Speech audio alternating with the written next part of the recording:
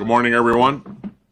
Welcome to our year-end joint meeting of the NYPA Board of Trustees and Canal Corp Board of Directors.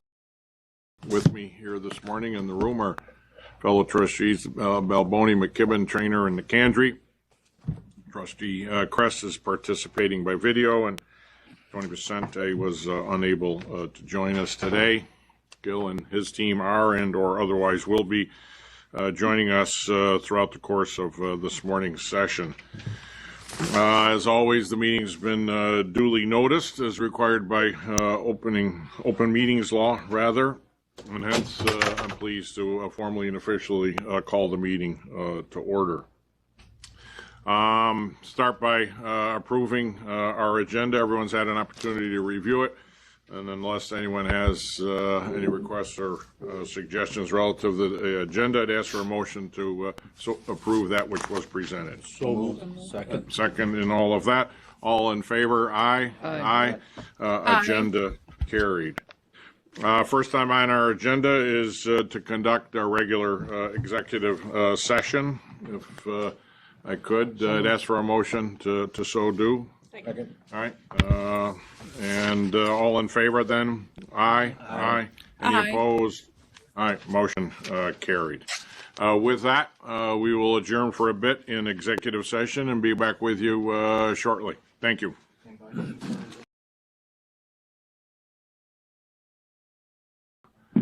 Appreciate those of you who have rejoined us, and I'd like to bring us back into open session. Do so. So moved. Second. Have a motion, have a second. All in favor? Aye. Aye. Any opposed? Aye. Motion carries. As always, while it was substantive discussion, there were no votes taken while we were in executive session. We've all received in advance of the meeting information regarding any potential conflicts, and everyone's responded to that. Does anyone have anything to add to what the information has otherwise been provided to Karen? Otherwise, terrific. First item, as always, is our consent agenda. Everyone hopefully has had an opportunity to review the items included therein. If you have any questions, please so indicate. Otherwise, I'd entertain a motion to approve the consent agenda. So moved. Second. Dennis, second, third. All in favor? Aye. Any opposed? Aye. Consent agenda carried with abstentions duly noted. Okay, our agenda for the day. Mr. President, CEO, you're going to start us up. Thank you. Thank you, Chairman Comel. Good morning, Board of Trustees, NYPA and Canal staff, and the public who are watching our board meeting today. I will do a little bit of a change up of my normal CEO report. I will focus on giving you a preview of our selected accomplishments for 2018. As you know, we've put a strategic plan back in 2012, 2013. We called it NYPA 2020. We're towards the back end of that strategic planning horizon. On the left side here are the 6 strategic initiatives: customer solutions, smart generation and transmission, asset management, process excellence, workforce planning, and knowledge management, enabled by digitization to achieve customer success, cost leadership, and be a leader in innovation in our industry. So let me start with a few highlights of what we have accomplished this year. In our smart generation and transmission and asset management strategic initiatives, we have started the installation of a dedicated communications backbone to connect all of our power plant substation transmission system over a fiber optic system, and we've completed about 75 miles of what's called optical ground wire. These are fiber optic cables that are installed on top of our transmission towers. We have been installing sensors so that we can gather data from our assets and do data analytics, about 30,000 points right now that we are monitoring, and by the end of next year, that's going to explode to over 100,000 data points. And as you know, in this era of computing power and data analytics, that is critical to our operation. Digital Utility Worker Program, we are providing tools and pushing the intelligence of our digital strategy to the workers at the front line, so that they have useful information and actionable information near real time. Our ISOC, we have created 504 what called digital twins. These are digital replicas of our assets. We have recorded 659 cases. Those are basically anomalies that we flag, and we've acted on about 150, saving the Power Authority of over $7 million to date since the opening of the ISOC. Asset management, we are rolling out the asset management framework and seeking to be one of the very first utilities to be certified with the ISO 55000 certification, which is more prevalent in Europe, but we believe that we are going to be the first, at least we aspire to be the first utility in the United States with that designation. Customer solutions, we continue to try and grow our customer energy solutions business by doing energy efficiency with our customers, customer-sited renewables like solar, testing out and demonstrating storage, LED lighting, smart LED lighting, and again, I'm encouraged by the growth in this business. We still need to grow this business going forward, but arrows are pointing in the right direction. Customer Energy Solutions, from a digital perspective, our New York Energy Manager. This is the system that monitors the energy usage of public buildings, primarily at this point, about 20,000 of them.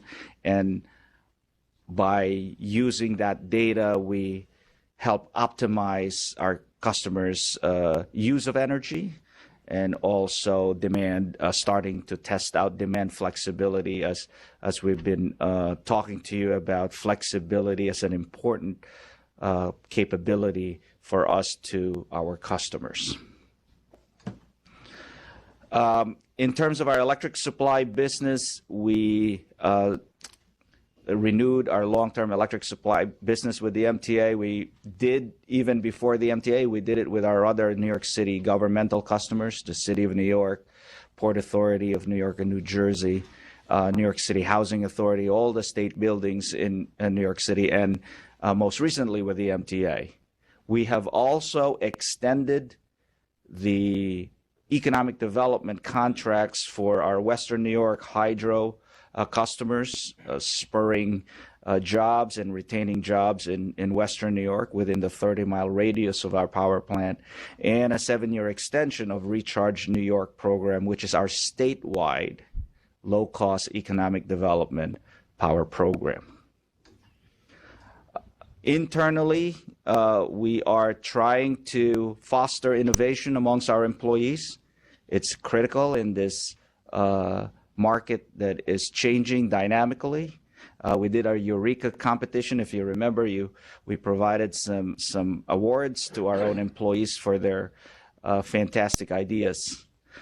We are also implementing new tools and recruiting, for example, recruiting an applicant tracking system. This, again, part of our digitization strategy is to figure out how can we be faster, how can we be more productive, increase efficiency and productivity within NYPA. We are employing design thinking, agile, and just general enterprise agility. How do we do work differently within NYPA by, again, increasing cycle time, increasing productivity, while enhancing the quality of work and the customer centricity of everything that we do. Examples of that internally more are robotic process automation projects, phase 1, basically our, you can call it data analytics or the first applications of artificial intelligence to optimizing our internal processes. And we've been cited as one of the best mid-size employer by Forbes magazine this year. So those are some highlights. That's it? Well, I will, not yet. I will provide a more comprehensive year-end update in our January board meeting. This was a preview to whet your appetite. I'm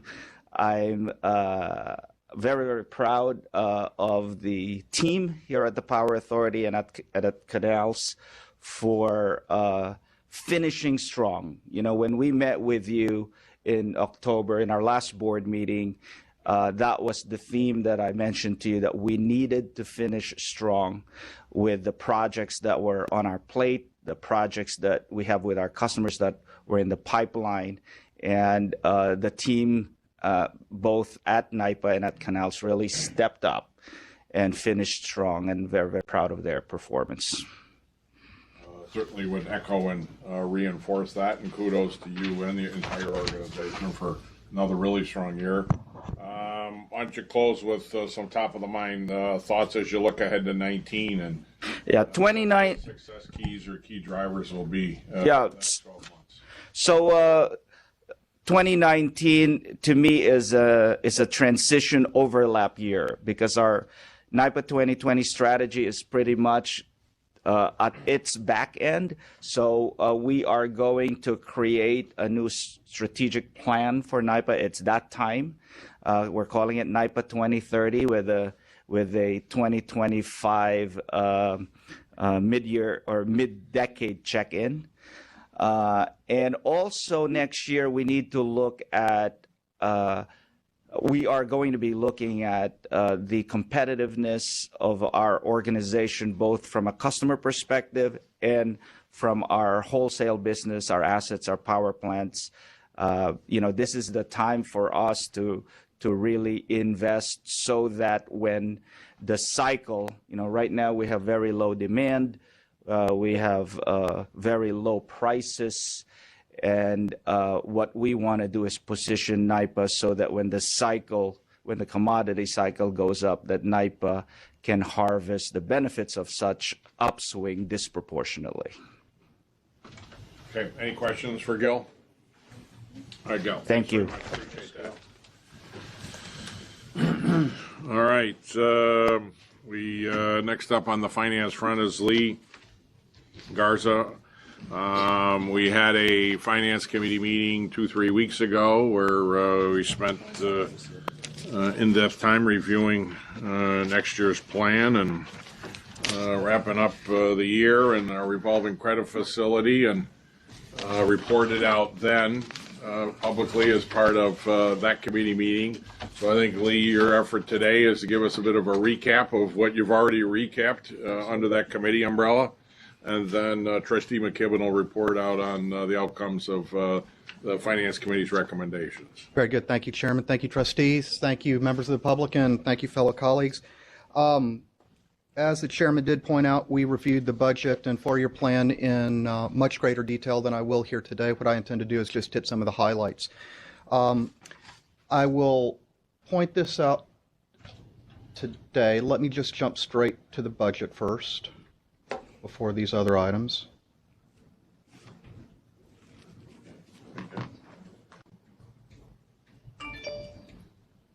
What do you mean to disrupt your flow and rhythm? Sorry, it's okay. I can jump right back in it.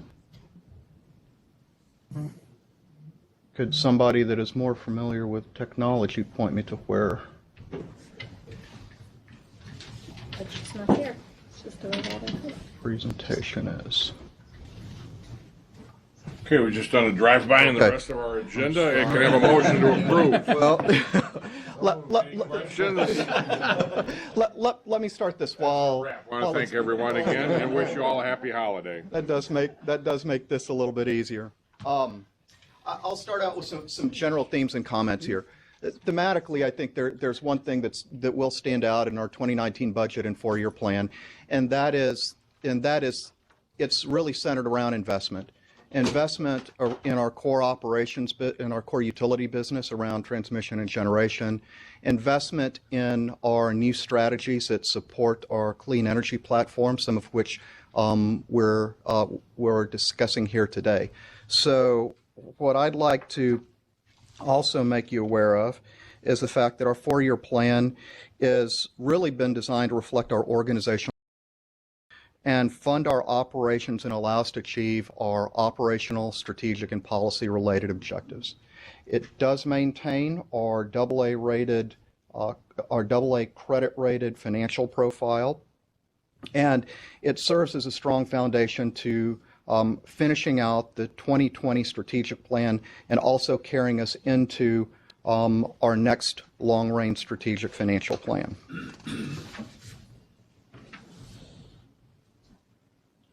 To give, as I mentioned, thematically, the budget does focus on investment. To give people a sense of what that means in terms of dollars, over the next 4 years, we're anticipating investing approximately $3.3 billion in capital. That averages out to approximately $800 million a year. And to compare that to where we've been historically, on average, we've invested approximately $450 to $500 million a year. So we're increasing our investment to achieve all the objectives and goals that I had mentioned earlier in the range of 50 to 75% a year. Our O&M plan, although the numbers are not up there, our O&M plan in general falls within the overall trajectory of what you is growth that's more consistent with historic inflation. However, there are many parts of our business where we've held the line on our O&M profile. The two areas that would stand out where there is some growth in O&M has to do with growth that's investment-centered growth or investment-driven growth. One of them is in generation, and that's associated with some generation or some investments that we are making in order to prolong the life of our assets and increase the profitability of them. So from a value perspective, those are going to add value long term. From the other element that is driving O&M as it relates to our expenditures for headquarters and information technology costs. Those costs are once again associated with some of our strategic initiatives and making sure that we've got the appropriate talent and technology to back those efforts, as well as drive our goal of being an end-to-end digital utility.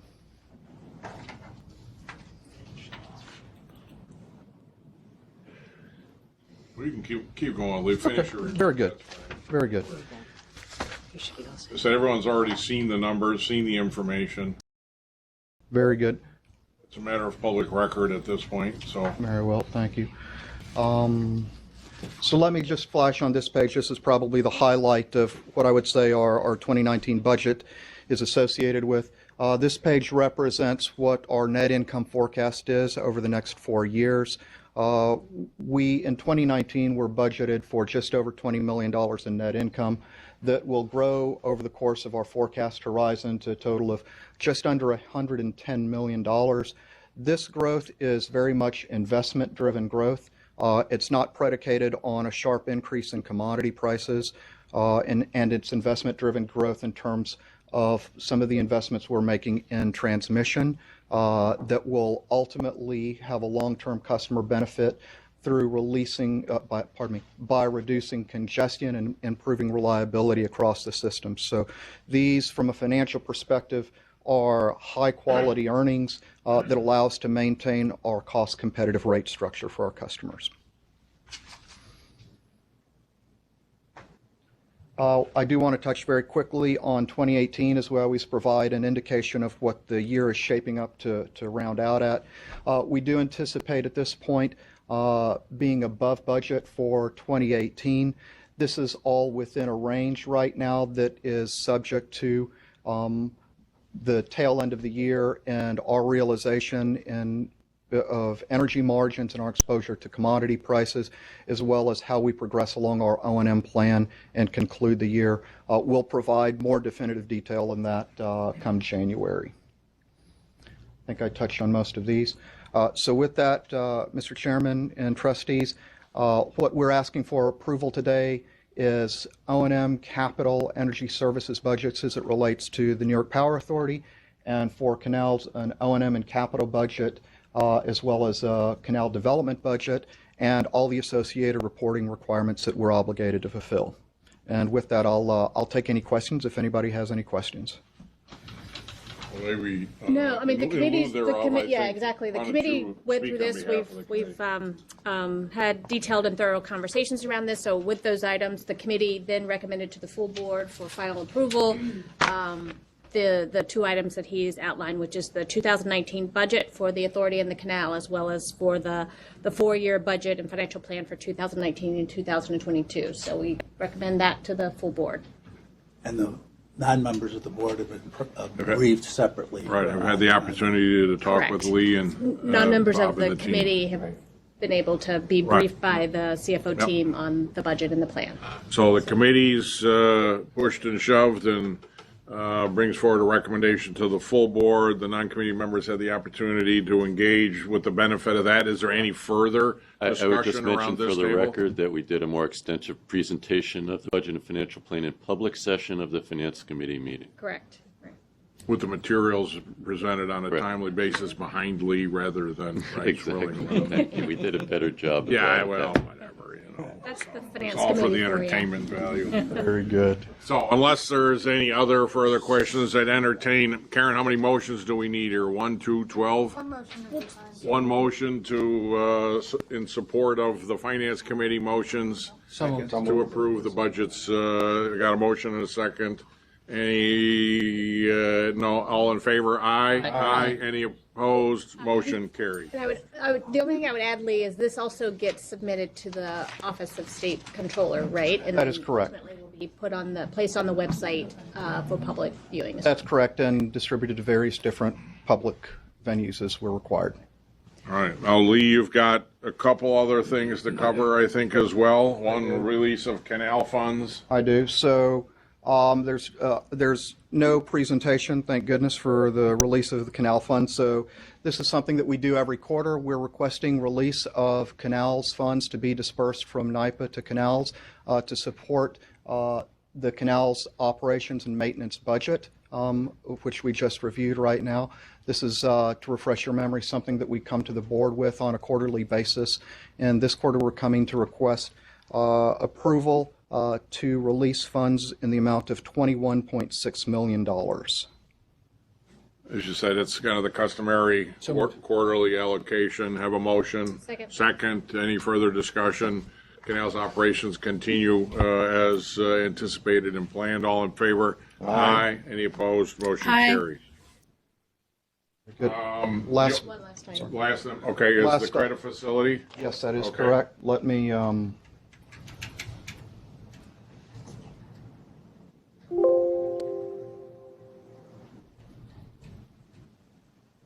right, we've got a winner. right, very good, I found it. So I'm here today to present some information and ask for the approval for refinancing of our revolving credit facility. I want to emphasize this is a refinancing of a facility that is currently in place, that is due to expire the middle of January. The amount of the facility, of our current facility, and which we're rolling over into our new facility, is $600 million. The facility is part of a financing structure that supports our energy services business. We launched an RFP process at the beginning of October to strong interest from the market, and we are in the process right now where JP Morgan, who is our current lead bank for our current facility, is leading a syndicate again for the refinancing of this facility. So what we are asking the board to approve today, and what we're asking the trustees to approve today, is a $600 million revolving credit agreement led by JP Morgan and a syndicate of banks for a term of up to 5 years in the amount of $600 million once again.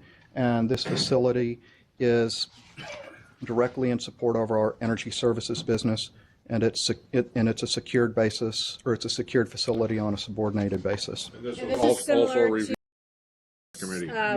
facilities, and we did cover it extensively in the Finance Committee meeting on November 29th. So the committee now then recommends it to the full board for adoption and approval. So unless there's any other discussion, we've got a recommendation from Finance Committee, so I need a motion to approve the Finance Committee's recommendation for full approval of the revolver. Second. All right, all in favor? Aye. Aye. Any opposed? Aye. Motion carried.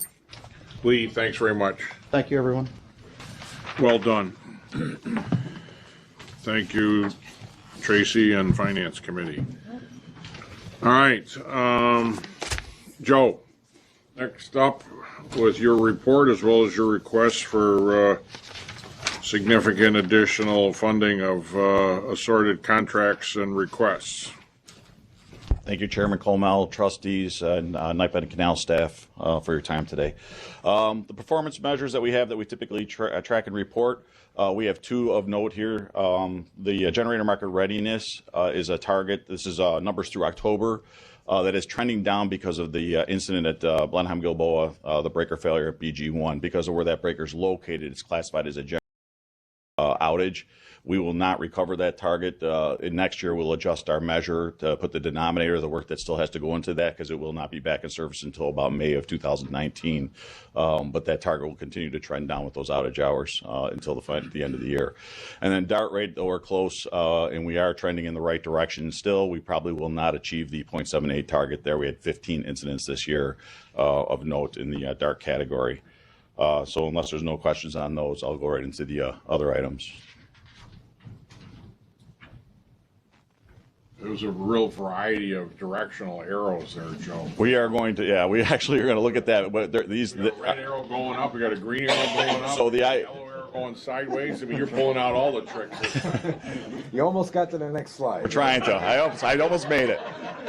You were a little slow. I'm Joe. trying to be thematic seasonally here with the colors, but we're actually going to look at a better visual for this next year because there are certain trends that make perfect sense.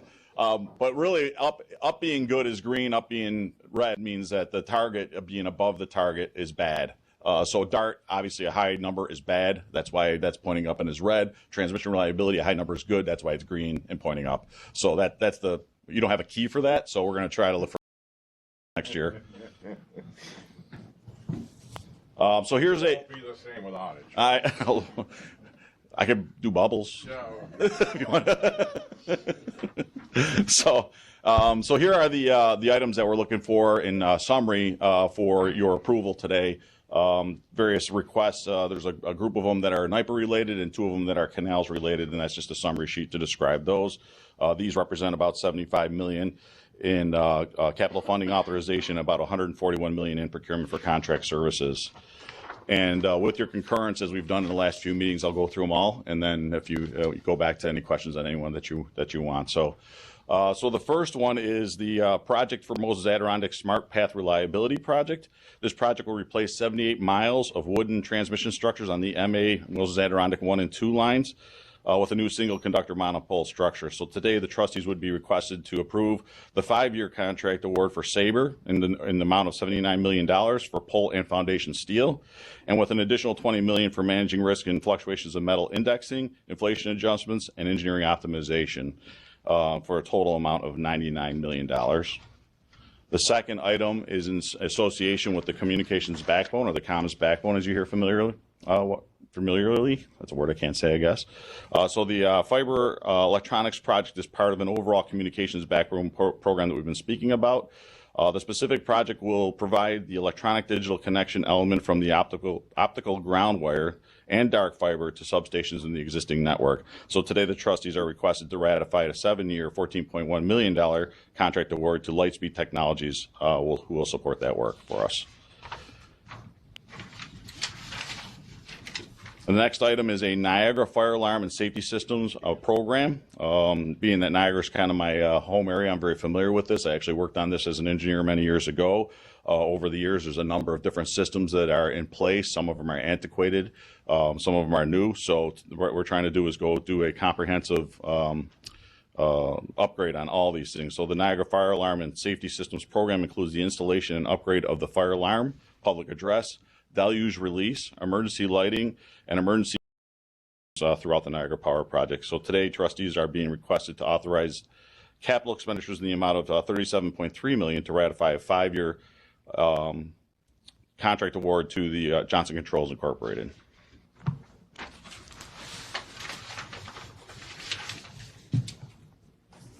And then finally for the night, oh, I'm sorry, there's 2 more for the night items. So this one's the what we call APM, the Asset Performance Management. This is in support of our certification for ISO 55000 and our asset management program going forward.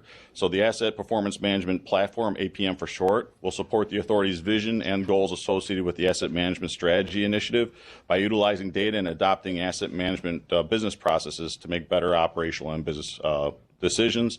Today, the trustees are requested to authorize capital expenditures in the amount of $14.7 million in support of that effort. And then the Richard M. Flynn Power Plant. This is our plant, our combined cycle plant out on Long Island. It's a combustion turbine critical components at the Richard Flynn Power Plant are reaching their end of useful life. These components are showcased in the table you see before you and are needed to be replaced during the next scheduled major outage. The timing of that outage is to be determined yet, but it's going to be in late 2019, as early as October 2000.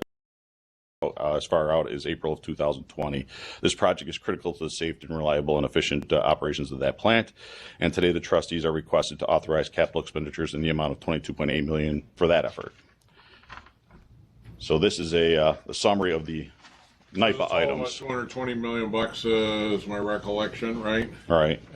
Bob Lee, how does this fit within the capital plan? It's all in line. It's all It's all part and parcel, right? Right. Everything's within the existing capital plan, right? Okay. Any other questions? Everyone's had an opportunity to review this in preparation. Any other questions for Joe? If not, then I'd entertain a motion to approve the expenditures. Michael, second. Second from the judge. All in favor? Aye. Aye. Any opposed? Motion carried. Okay. Thank you, trustees. There's 2 more items for canals. Again, we're putting these together. On-demand infrastructure repairs for canals facilities and the dredging of Syracuse Inner Harbor. So in terms of the first one, this is there's 3 on-demand infrastructure repair projects will provide standby readiness and perform on-demand and emergency repairs as needed for Western, Central, and Eastern Canals facilities. So there's 3 separate contracts associated with that, and those are summarized in the table there. The projects each covering about a 5-year period through 2023 and will protect the Canal Corporation's infrastructure, public interest, safety, and environment, providing the ability for quickly responding to unexpected events. Prolonged interruptions to navigation will also be avoided, while the operations and functionality of the New York State Canal System will be maintained. So today, in summary of those 3 contracts, the trustees are requested to ratify 3 5-year contract awards totaling the amount of $57.3 million as listed. Responded to an RF, do we see now? Yes, these were all competitively bid. Yeah.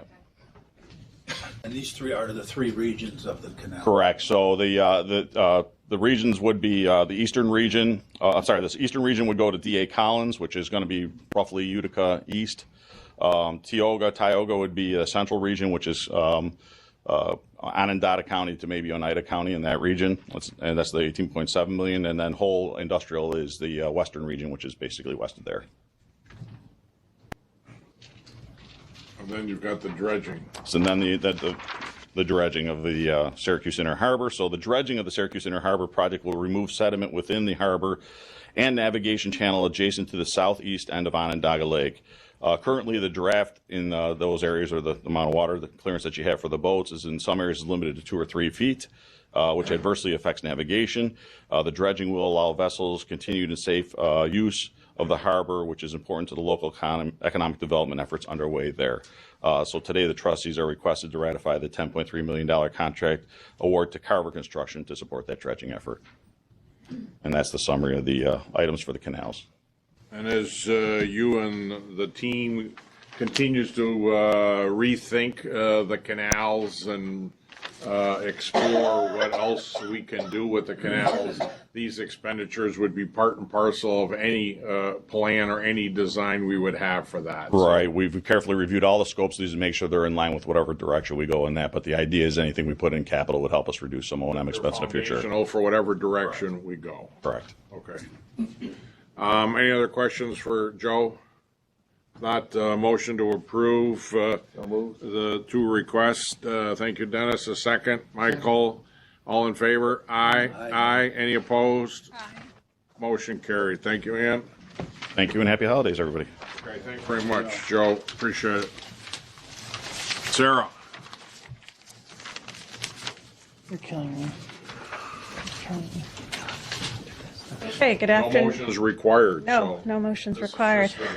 just intellectual stimulation and benefit. Thank you. Well, I'm pleased, Chairman, trustees, colleagues, and the public to share with you a snapshot of our commercial performance year to date. I'd like to, as I prefaced in the meeting in October, our customer usage remains essentially in line with our budget. We saw slightly higher usage due to the hot summer with our municipal and co-op customers. However, it was slightly offset with lower than anticipated usage by some of our industrial customers. In the end, our generation is in line with our budget. In the beginning of the year, we utilized water flows to break up the ice, and therefore we're not using it for power generation, but that was offset over the summer months where we had stronger than anticipated hydro flows from precipitation, and we were able to generate more in meeting the demand of the market. Overall, we see a very strong performance of our gross margin this year, as was highlighted by Lee, in terms of being above the anticipated budget. That is supported by the higher than budgeted electricity prices, again, reflecting the higher demand of the hot summer, as well as lower, our margin was impacted by the lower than expected fuel prices, as well as our ability in particular to maximize the usage of our hydro flows at our Niagara plant. I think with the arrows there, I'd be remiss. I mean, you got green arrows going in the opposite direction. Joe had red and green going. We definitely need an arrows study. I mean, we can get that together, put an arrows team together. I liked Joe's pick slightly off kilter yellow. Yeah, that was snappy. I could have used that instead of the blue. Could have built a Christmas tree out of Joe's. But anyway. So we continue to support the economic growth and competitiveness of New York State with our various economic development programs. Gil, in his CEO highlights, mentioned some of the extensions of our programs for our hydro customers, both Western New York and Recharge New York customers. And Keith will speak to more of that as I step down from the podium. And finally, in line again with the request by the Board of Trustees to kind of accelerate our strategic initiatives, we're almost 40% above our anticipated customer investment spend in our energy business. Commensurate with that, and because we get paid essentially milestones, we see also a higher than budgeted percent on the non-utility revenues. They're not completely linear because we end up getting paid at a lag to the investment in the projects themselves, and ultimately operating expenses, despite being yellow, could have been blue bar across, or more or less in line with budget, but slightly above as we supported the acceleration of our project schedules and incorporated additional projects into the pipeline. So you're giving the board credit for the favorable variance? Yes. And then here, as usual, I have a lovely photo of one of our projects. This is at a water resource recovery facility. That is a picture of a centrifuge, which essentially spins water around and separates the solid from the waste, so the water can ultimately be retreated. That project in total was $67 million. And with that, unless you have any questions, I'd be happy to pass it on to Keith for our approval items. Maybe just a couple quick reflections before I hand it off. You've been with us now 100 days. Some initial thoughts and observations as you've begun to, I won't say settle in, but catch your stride a bit more. As I've shared with you informally in the past, I'm very happy to have joined the Power Authority. Again, I came here because of the mission-driven aspects of the authority. What I've been pleasantly surprised by is, the level of competence and expertise of all of my immediate colleagues on the executive management team, as well as the expertise of my team that I inherited in coming here. In addition to that, everybody that works at NYPA are very collegial and collaborative, and so it's really been a joy to be working and problem solving some of the more challenging issues that New York State faces, and ultimately NYPA will as well, in supporting the policy objectives of the governor.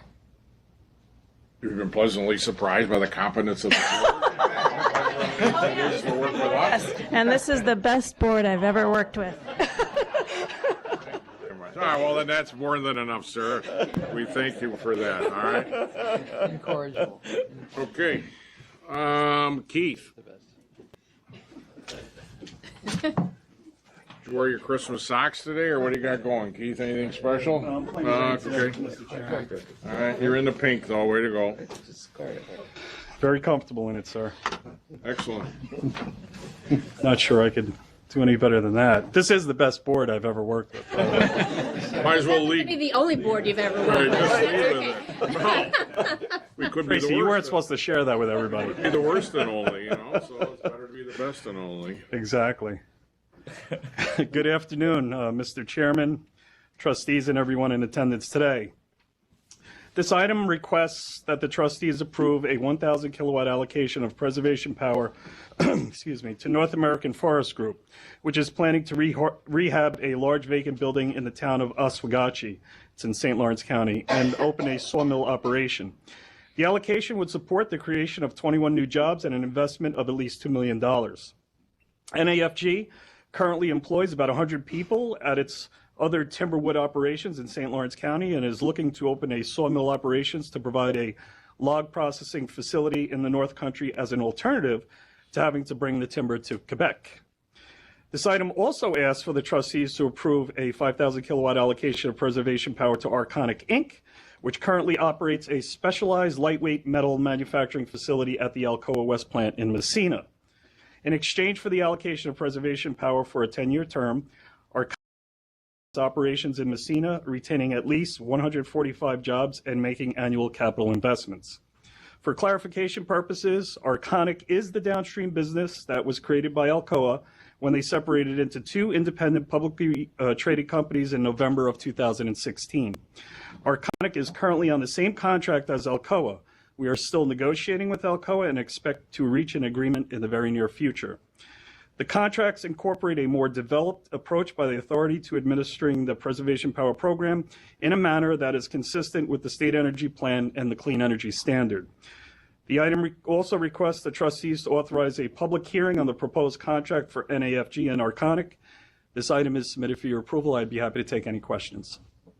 Two separate awards. Two separate awards. Two separate unrelated awards. Correct. So North American is new? It is a new and existing company in the North Country, but this is new to NYPA, yes. Right, okay. Judge, anything? No, Keith, I'm on the EDPAT board, so I'm Right. familiar with this, and I would recommend it to the. Can I ask a follow-up? Sure, Ann? It sounded Go ahead. like, in talking about the first allocation, the North American Forest Group, that you indicated that this would allow them or either to move employment from Canada or to keep employment from leaving the U.S. to go to Canada. Is that correct? Actually, it's the creation of 21 new jobs with this allocation. And yes, there is a potential land You that's mentioned accurate, Quebec. yes, that they do bring the materials to Quebec, so there was the potential that they would move their operations to Quebec. Exactly. Okay, thank you. You're welcome. Any other questions? If not, I entertain a motion to approve both awards. So moved. So moved by the judge, second from Dennis. All in favor, aye? Aye. Any opposed? Motion carried. All right, Keith, thank you. The next item is in regards to the Recharge New York Power Program. As recommended by the Economic Development Power Allocation Board on December 10, 2018, the trustees are requested to approve 14 megawatts of power to the following: 7 large business retention allocations totaling 5.8 megawatts, 7 large business expansion allocations totaling 4.8 megawatts, and 25 small business and not-for-profit based allocations totaling 3.5 megawatts. These allocations would collectively support the retention and creation of over 6,500 jobs and nearly $403 million of capital investment commitments. The balance of available Recharge New York power to award is approximately 163 megawatts, of which 50% or 81.5 megawatts is hydropower. One way to replenish the program is through compliance action, which was brought to you at a previous meeting. The 39 allocations will be distributed to 28 customers throughout the state. Again, this item is submitted for your approval. I'd be happy to take any questions. Rerun the compliance action and the impacts. What was your point there? So one of the ways to replenish the program through megawatts is taking annual compliance action for companies that are not meeting their commitments and the clawback provisions. Yes. All right. So no actions related to that here. I'm sorry. Okay. Just a reminder. Editorial. Okay. Yes. All right. Again, everyone's had a chance to review this. Any motion to approve as recommended? So moved. All right, Michael, second. Dennis, thank you very much. All in favor? Aye. Aye. Any opposed? Motion carried. Okay.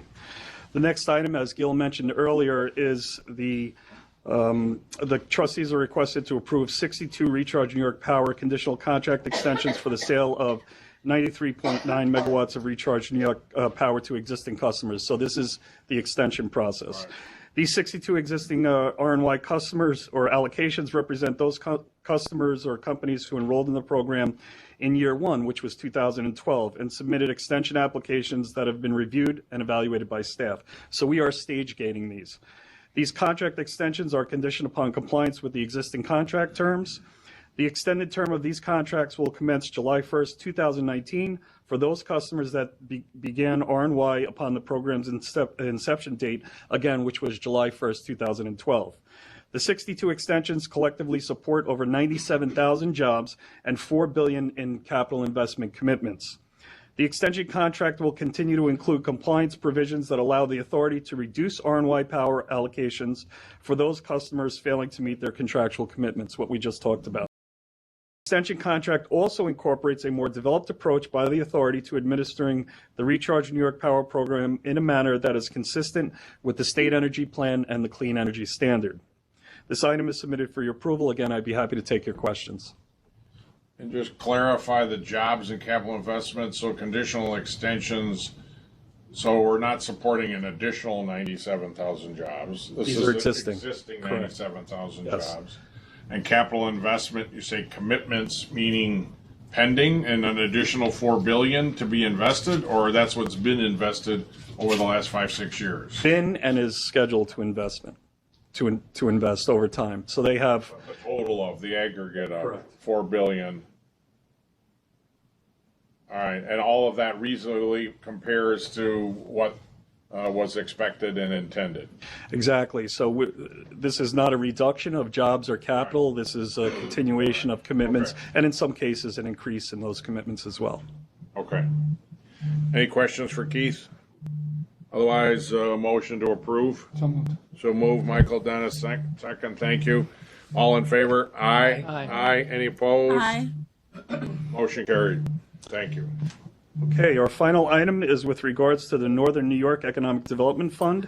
On October 10, 2018, the Northern New York Power Proceeds Allocation Board recommended that 2 businesses be awarded fund benefits totaling $279,905. The related projects, which you received in your board books, are tied to the creation of 6 new jobs and $1.4 million in project investments. The trustees are asked to approve these recommendations, and as a reminder, to date, $1.3 million in fund benefit awards have been approved, and there's currently approximately $2.4 million available, of which approximately $544,000 is dedicated to energy-related projects. This item, again, is submitted for your approval. I'd be happy to take any questions. One question I had on this one is the second item, which is the larger ticket item, there isn't a jobs commitment. The 6 is just from the Queen Air Technologies. Is what? Can you help me understand that? Yeah, under the various tracks of the proceeds program, job commitments are not necessarily required. And our running discussion, every meeting I think about what more we can do to shake the trees, whether it's up north, whether it's, the Western New York proceeds, we don't have anything, brought there. What more we can do to stimulate interest and stimulate opportunity. Yes, and we are working closely with our partners in that respect, and there has been some change in leadership with the ESD in Western New York, and we're certainly going to pair up and see what we could do to shake that tree and promote more projects in the Western New York region. We've got several million still available in Western New York, correct? That's correct. And Do you have any feel for what the chamber intends to do with that grant? I'm sorry? Do you have any feel or notice of what the St. Lawrence County Chamber of Commerce plans to do with that grant? Yes, the intent is to expand on tourism with the fishing capital of the world, and bring in more visitation into the county and obviously have an economic development impact. Yeah. I apologize. I was referring to Western New York. This is Northern New York. Understood. Yep. Yeah, no, I was, broader because said you still got, what does it say, 2.5 million available in the North Country. We've got several, at least that more or multiple of that in Western New York, correct? Yes, I would add, though, we are seeing a lot of progress in the North Country, and we are getting a lot more interest, so things are certainly moving in the right direction. Okay. And maybe, think about, what more, come back, we can talk next meeting about how we can further stimulate, the interest and, motivate, so. Okay. All right. Any other questions for Keith? Otherwise, motion to approve what's been recommended? So moved. All right, so motion in a second. All in favor, aye? Aye. Aye. Any opposed? Aye. Motion carried. Thank you. Happy and healthy holidays to you all. Appreciate it. Well done as always. Thank you very much. Our last presentation of the day, Doug, relative to our moonshot business plan.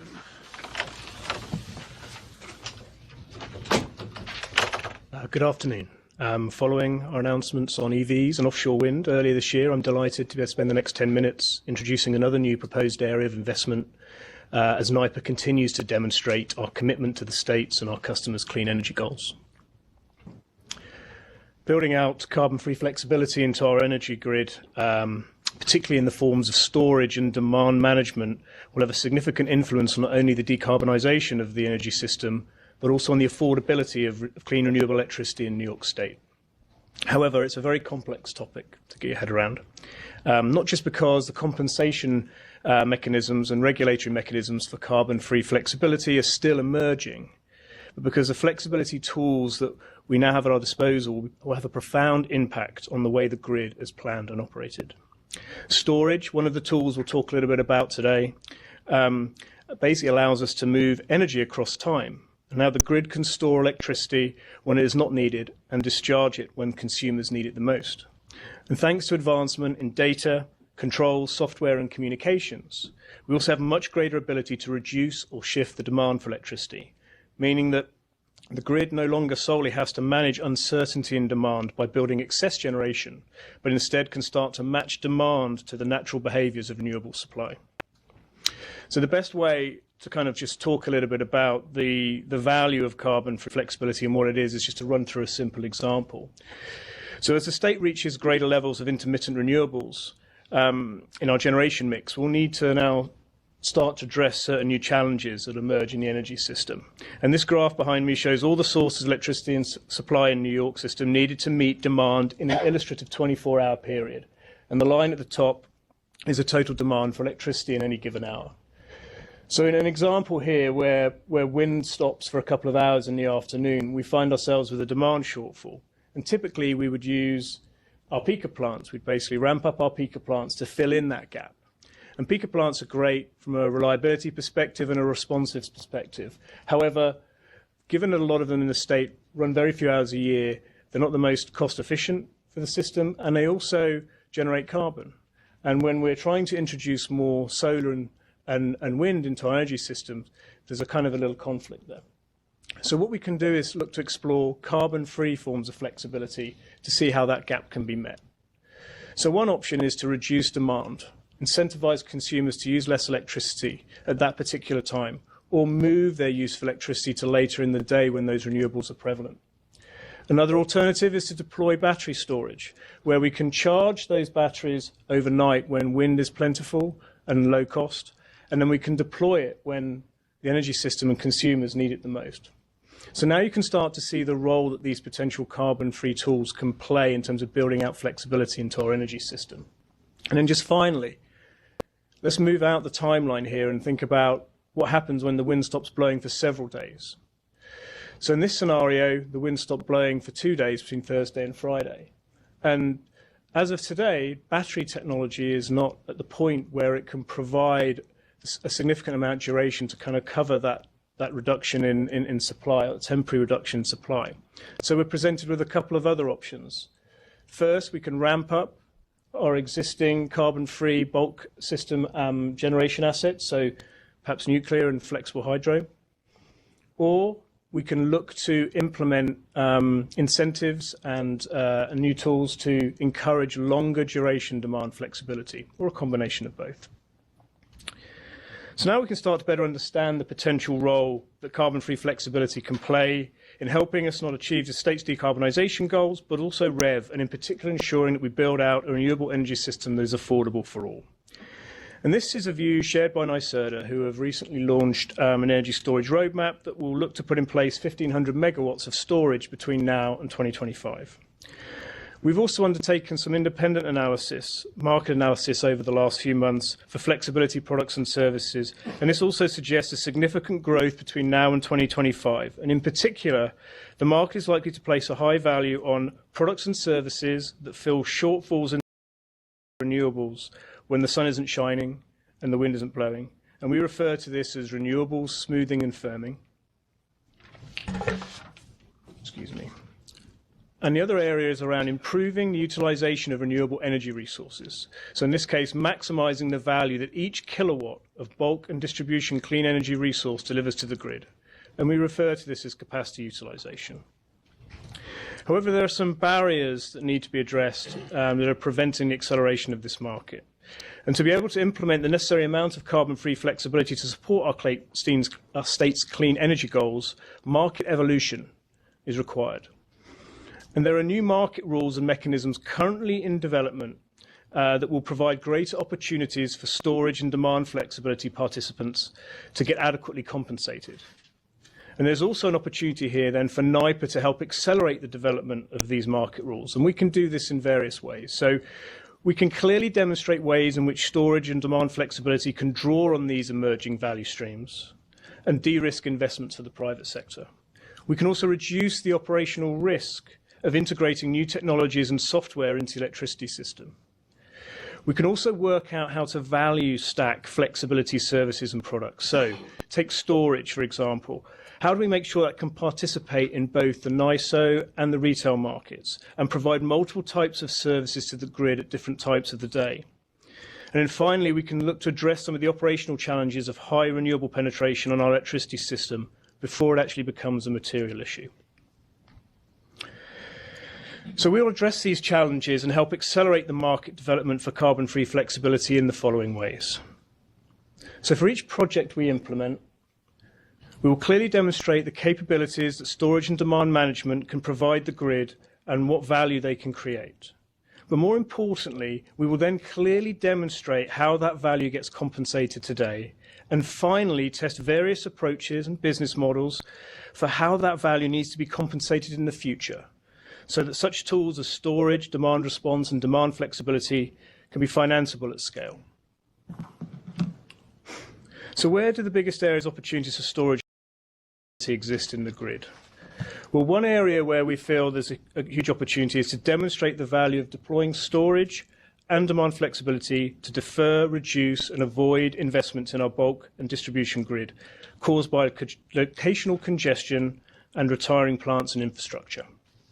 Another area is to optimize the role that behind-the-meter customer energy resources such as solar, storage, and flexible building loads such as HVAC and heating can play in supporting a clean renewable energy system, and to simplify the role that these resources play in both the distribution and the NISO markets. And finally, we also believe there's significant opportunity to demonstrate the value of pairing storage and renewables for longer intermittency durations, including looking at emerging forms of storage technologies such as flow batteries. We can also build flexibility into the generation transmission system to balance the different geographical locations of renewables, and we can also explore longer duration demand flexibility beyond the services that are currently provided in the market today. And each of these investment areas will be applied to opportunities across the bulk grid and the distribution grid. So just briefly in terms of our approach for how we're going to achieve this. The plan is to invite 7 New York State distribution utilities and 51 municipal and cooperatives to conduct test and learn demonstrations with NYPA using an open innovation process. NYPA will provide complete transparency around design, development, operation and performance of these projects. This way, the experiences and lessons learned from these projects can be applied to help develop appropriate market signals and regulatory rules to properly compensate the value streams provided by storage and demand flexibility. Also, as part of our lead by example role in the NYSERDA Energy Storage Roadmap, NYPA will continue to lead the state's efforts in delivering energy services, including storage and demand flexibility, to our public sector customers. And then finally, partnerships, and in particular finding mutually beneficial ways of complementing NYPA's strengths with experts in the technology and service delivery field, will be critical if we are to innovate and deliver quickly. So this slide provides a little bit more estimate around what we would like to try and do between now and the end of 2020, and provides some estimated spend areas across the G&T, distribution and customer elements of the grid. And this includes projects that are kind of already in development at NYPA, such as the North Country that we discussed in October. That's a 20 megawatt project on the G&T side. A small demand response test and learn project that will utilize our New York Energy Manager platform, and a handful of distribution and customer-sided projects. In terms of next steps, we'll look to mobilize the cross-functional flexibility team, finalize the business cases and identify initial locations for the first set of projects, and continue our dialogue and collaborative discussions with utilities and the other public and private sector entities. So at this time, I'd like to seek approval for an allocation of up to $250 million to be used between now and 2025 for a series of carbon-free flexibility projects. And we estimate somewhere in the region of 30% of that spend will take place between now and the end of 2020, and will return for the necessary financial approvals for specific projects in due course. Thank you. I'll take any questions. Very good, Doug. Obviously, another very exciting opportunity for us. Give us some context here. So my sense is if we weren't taking the bleeding edge on electric vehicles, we'd see very slow progress or diminished adoption, etc. On the offshore, we're will be a key enabler, and the distribution side of minimum, etc. Where's the world of storage? What are we doing? How much are we going to be able to pull or push progress here to accelerate? I mean, what's your view of that? So I think with storage and demand flexibility, it's a lot less about operationalizing the technology, and it's more about seeing how we can use these projects to accelerate the market, and to try and provide a lot more clarity and transparency around the emerging value streams that are going to appear for participants to be able to implement storage projects and get adequately paid. So really what we're trying to do here is to drive a lot of the market acceleration around these particular tools.